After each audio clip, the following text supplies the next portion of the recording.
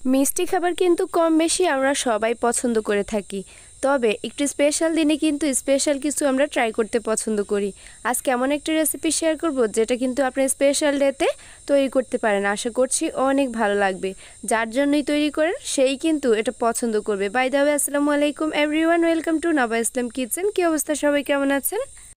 আশা করছি অনেক ভালো আছেন। তো প্রতিদিনের মতো রেসিপিটি ভালো লাগলে অবশ্যই একটি শেয়ার করে দিবেন, আর পেজে নতুন হয়ে থাকলে পেজটি ফলো দিয়ে সাথেই থাকবেন। আজকের এই রেসিপিটি কিন্তু ছোট থেকে বড় সবার অনেক বেশি পছন্দ হবে, আর এটি তৈরি করা একেবারে ইজি। মাত্র কয়েকটা ইনগ্রিডিয়েন্টস দিয়েই কিন্তু মজাদার এই পায়েসটি তৈরি করতে পারবেন।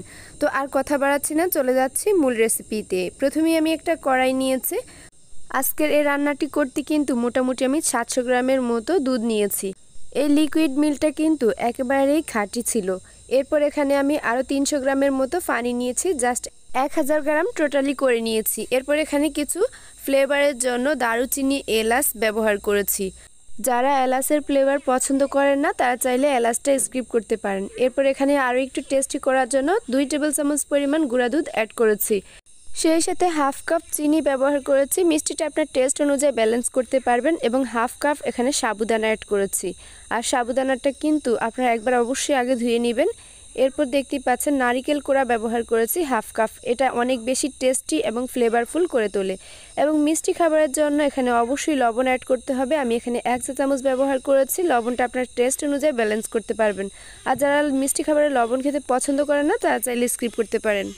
বাস, এখন কিন্তু আর কোনো রকম কাজ নেই। মোটামুটি আমার 80% কাজ কমপ্লিট হয়ে গিয়েছে। এখন জাস্ট এগুলো আমি নেড়ে চুলার আঁচটা একদম মিডিয়াম টু লো ফ্লেমে রেখে রান্না করে নিব। আর দেখতেই পাচ্ছেন এটা কিন্তু ঘন হয়ে আসছে আস্তে আস্তে। চুলার আঁচটা আমি এই মুহূর্তে লো ফ্লেমে রেখেছি। আর জালটা এমনভাবে করতে হবে যাতে এই সাবুদানাগুলো একদম স্বচ্ছ একটা কালার চলে আসে। এই পায়েসটা তৈরি করার সময় যখনই আপনি সাবুদানাটা অ্যাড করবেন অবশ্যই কিন্তু সাথে সাথে নেড়েচেড়ে দিবেন, নয়তো আবার এটা দলা পাকিয়ে যাবে কিংবা তলানিতে লেগে যাওয়ার সম্ভাবনা থাকতে পারে।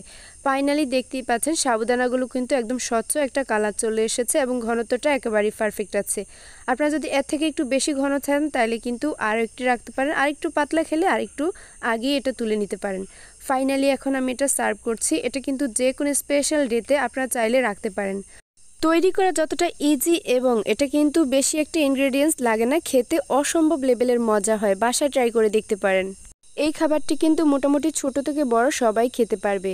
যারা ডায়াবেটিসের জন্য আছেন তারা চাইলে শুধুমাত্র সাবুদানাটার মাঝে চিনিটা স্কিপ করতে পারেন আর এভাবেই এটা খেতে পারেন। বাকি সব উপকরণ দিয়ে কিন্তু সুগার পেশেন্টরা এটা খেতে পারেন। আশা করছি আপনাদেরও অনেক ভালো লাগবে। আজকের মতো এখানেই বিদায় নিচ্ছি। কথা হবে নতুন কোনো ভিডিওতে। সে পর্যন্ত ভালো থাকবেন। আল্লাহ হাফেজ। আসসালামু আলাইকুম।